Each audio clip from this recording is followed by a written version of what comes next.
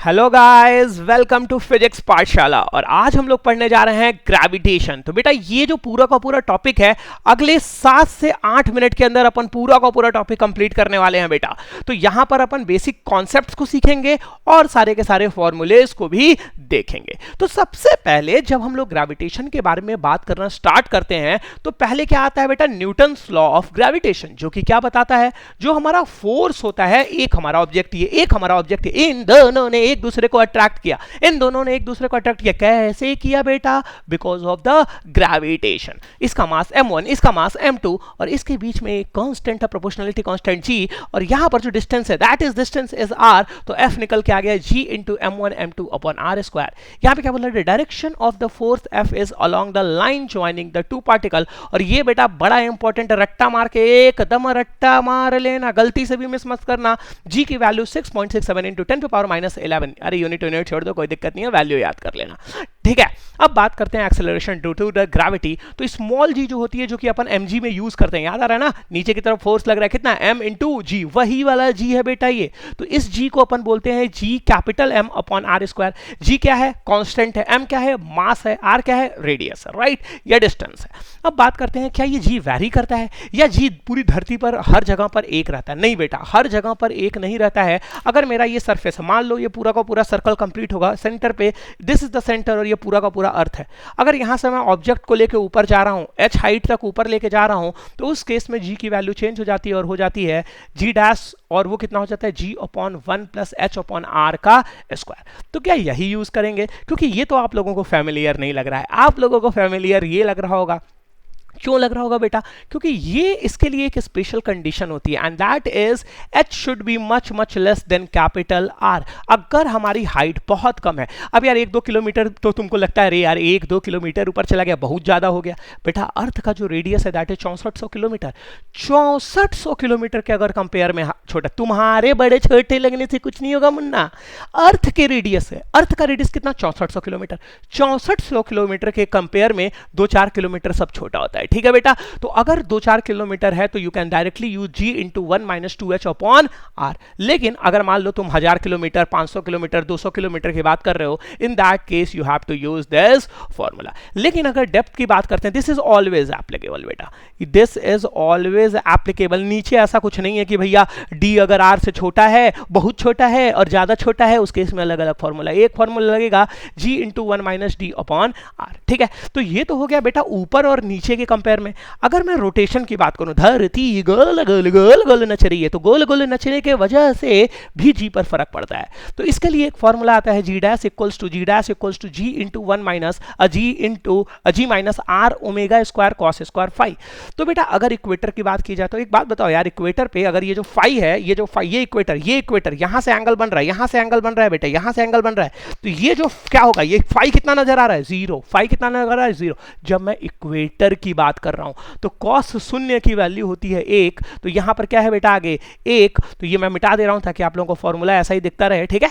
तो ये आ जाता है। अगर पोल की बात करते हैं तो कॉस कितना हो जाता है, कॉल कितना हो जाता है 90, मतलब ये 0, तो जी डैश कितना हो जाता है g। तो इससे क्या पता चलता है, ये क्वेश्चन आपके नीट में डायरेक्ट आ जा सकता है कि इक्वेटर और पोल पे बताइए कहां पर g की वैल्यू ज्यादा होगी। तो बेटा आंख बंद करके बोलेंगे कि पोल पर ज्यादा होगी, क्योंकि इक्वेटर पे तो ऑलरेडी कम हो जा रही है। इसके बाद आता है ग्रेविटेशनल फील्ड स्ट्रेंथ।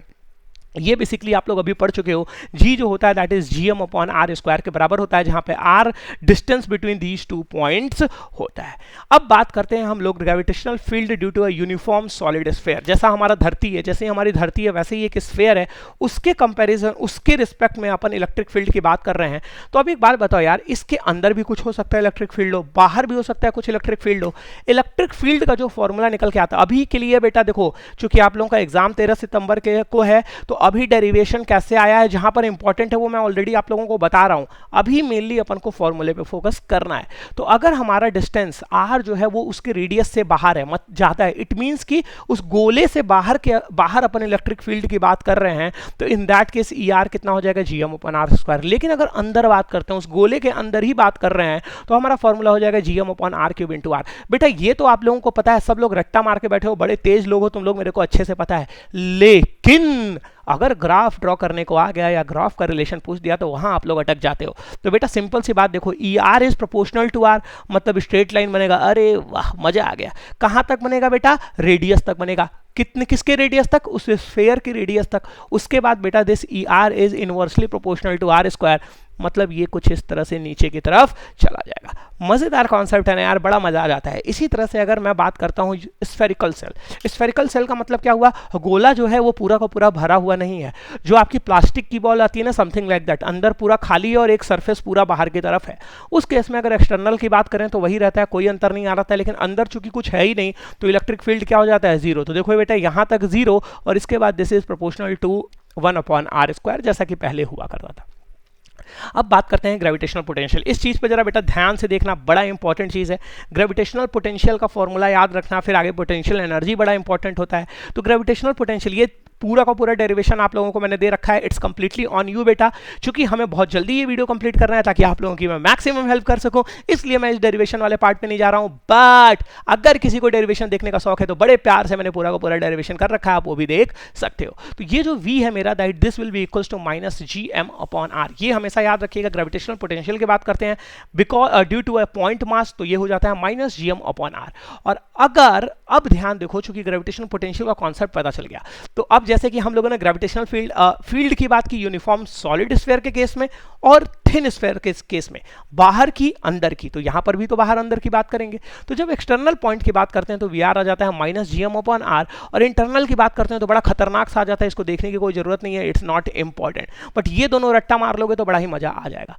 अगर एक्सटर्नल की बात करते हैं कब? when thin spherical cell, when we have thin spherical cell, तब की बात करते हैं तो ये आ जाता है -gm/r, जो कि आता है। मतलब कुल मिला के एक चीज पता चल गया कि अगर मैं बाहर जा रहा हूं तो चाहे ग्रेविटेशनल फील्ड हो चाहे ग्रेविटेशनल पोटेंशियल हो, सब सेम ही रहता है, चाहे भले ही हमारे पास सॉलिड हो या हमारे पास थिन स्फेरिकल सेल हो। लेकिन अगर अंदर की बात करते हैं तो -gm/r। अब चूंकि क्या है यार, अंदर खाली है, खोखला है, तो इलेक्ट्रिक फील्ड, सॉरी यार, not electric field, gravitational field चूंकि अंदर जीरो है, तो क्या पोटेंशियल सेम हो जाएगा? क्या पोटेंशियल कांस्टेंट होगा? क्या मैं इक्वी पोटेंशियल सरफेसेस बोल सकता हूं क्या पूरे के पूरे स्फीयर को?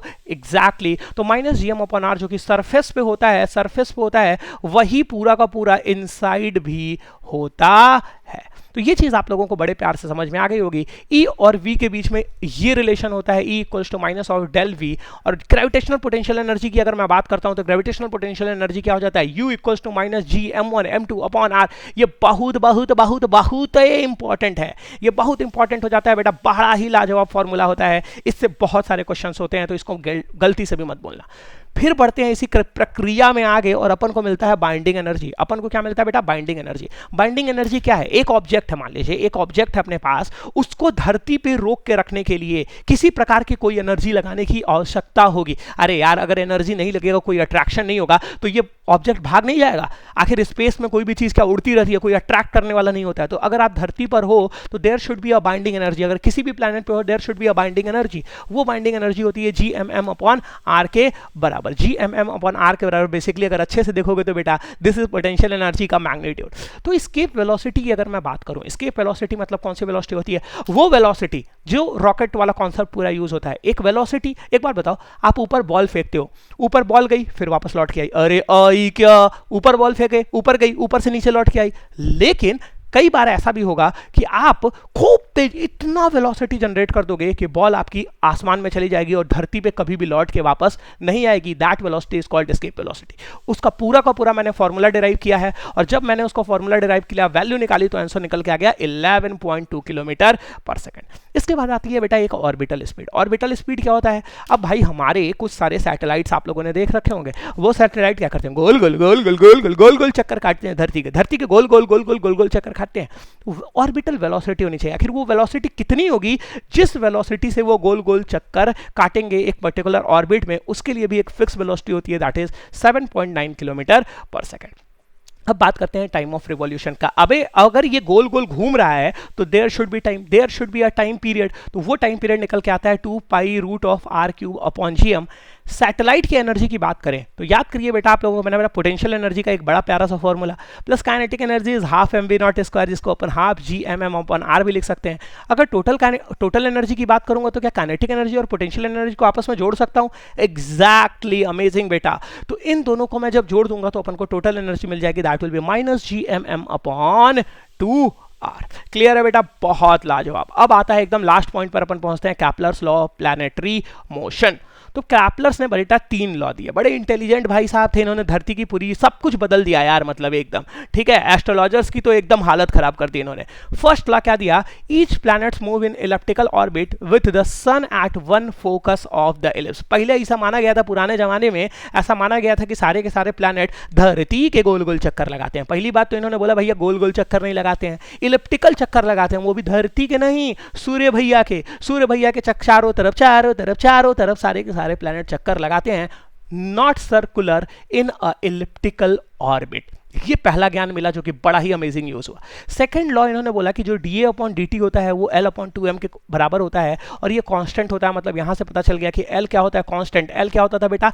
Angular momentum. मतलब कि कुल मिला के सेकंड लॉ ऑफ मोशन ने बताया, second law of Kepler planetary motion ने बताया कि हमारा एंगुलर मोमेंटम कंजर्व रहता है इस केस में, ठीक है। और थर्ड लॉ जो कि सबसे ज्यादा इंपॉर्टेंट है, मतलब दिस इज मोस्ट इंपॉर्टेंट, जहां से आपके डायरेक्ट क्वेश्चंस आते हैं कि टी स्क्वायर जो प्रोपोर्शनल होता है वो ए क्यूब के प्रोपोर्शनल होता है। फॉर्मूला भी मैंने लिख दिया है, हालांकि ये फॉर्मूला जनरली यूज नहीं आता है एग्जाम में, आपके डायरेक्ट यूज आता है T square is proportional to A cube. और जो ऑर्बिट होता है दैट इज इलिप्टिकल ऑर्बिट।